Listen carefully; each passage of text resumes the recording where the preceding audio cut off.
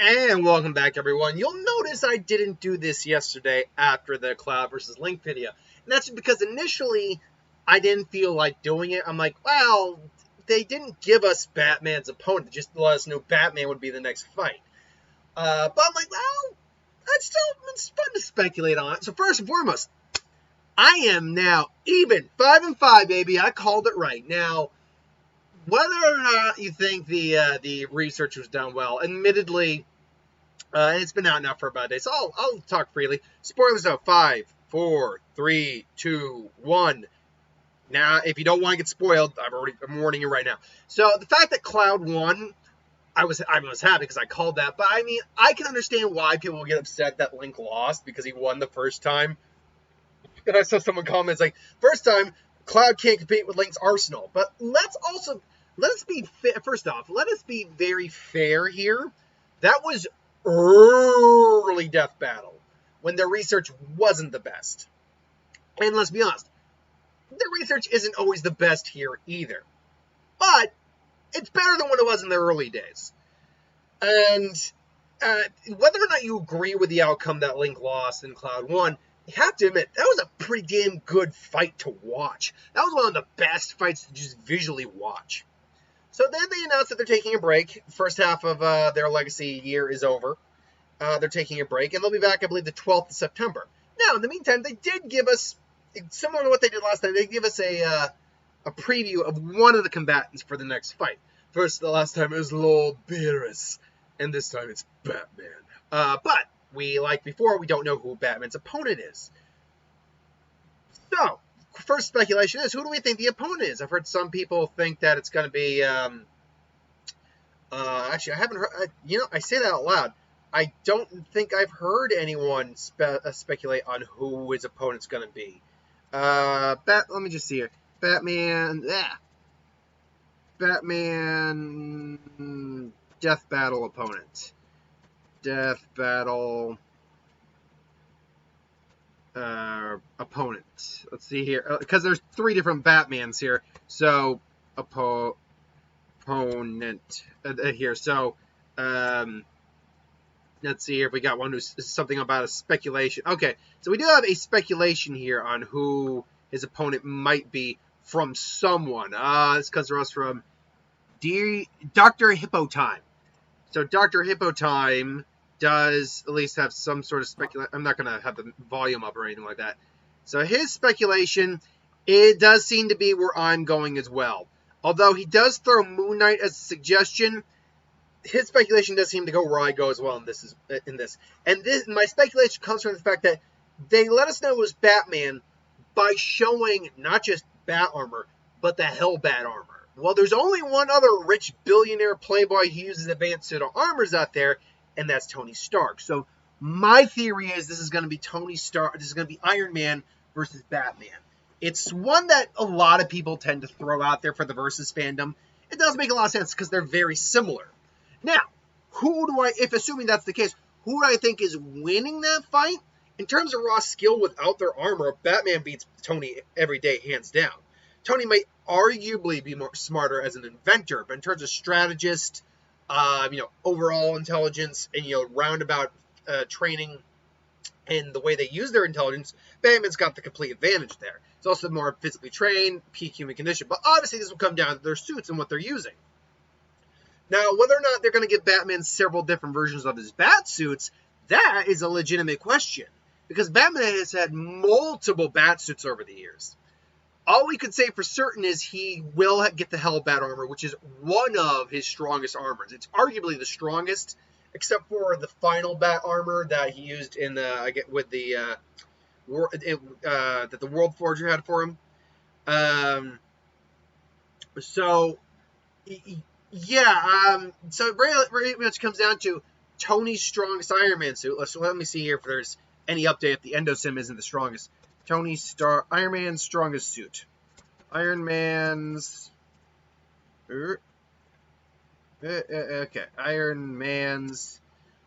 strongest suit. Has there been any update on what that could? So the Mark LXXX. So that's Mark 85. It does look like they are still saying the Endosim Nanite one is still the strongest suit he's made. Was Iron Man's powerful suit? Yep, they're still saying that. He didn't even wear it, even though it appeared in Endgame. It's like developers of War of the War Machine armor, Iron Spider. Yep, it's still saying it's that one, the Endosim. Now I know there's also the Thor Buster, and there was allegedly a Galactus Buster at one point, but neither of those really came, and a Phoenix Buster, but none of those ever, I think, came to be, as far as I know. I could be wrong on that. But it looks like they're going to be going with the Endosim, so the question is, do I think the Endosim is stronger than the Hellbat? Hell, do I think the Endosim is stronger than the Justice Buster? Let's go with the Justice Buster first, because they may give Batman multiple bat armors. Bat suits, if you will. The thing is, well, the Justice Buster is physically capable of going toe-to-toe with someone like Wonder Woman or Superman for a short time. It's not capable of putting them down completely. I mean, it's got their miniaturized red suns, which wouldn't do a damn thing to the Endosim. It does have that friction killing liquid. That stopped the Flash. The foam that stopped Namor, which actually that could stop the Endosim. It stopped not Namor, Aquaman. I can't remember what he used to stop Wonder Woman, but he stopped her. It's basically got any countermeasure for the Justice League, but it's not really designed against anything in the Marvel Universe. Not to say it doesn't have stuff that could stop individuals from the Marvel Universe, but that's just it. So obviously, when it's all said and done, even if the Justice Buster could beat down to Sim, Death Bell's not going to have that. It's going to end with the Hellbat armor.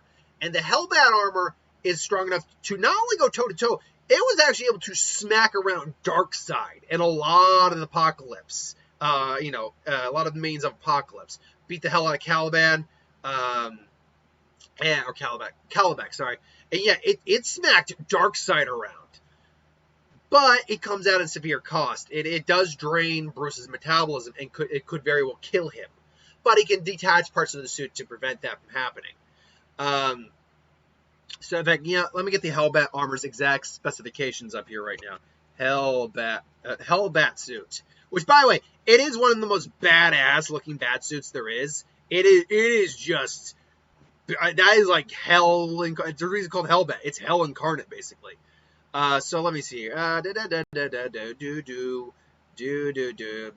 Okay, the armor was later reconstructed. Oh, okay, so we actually have a bit more history on this. Okay, so where does it say the armor was reconstructed? The armor was later reconstructed and placed in a secondary Batcave on Earth's moon, where New Earth Lois Lane used it to defeat her son, John Kent, from Eradicator.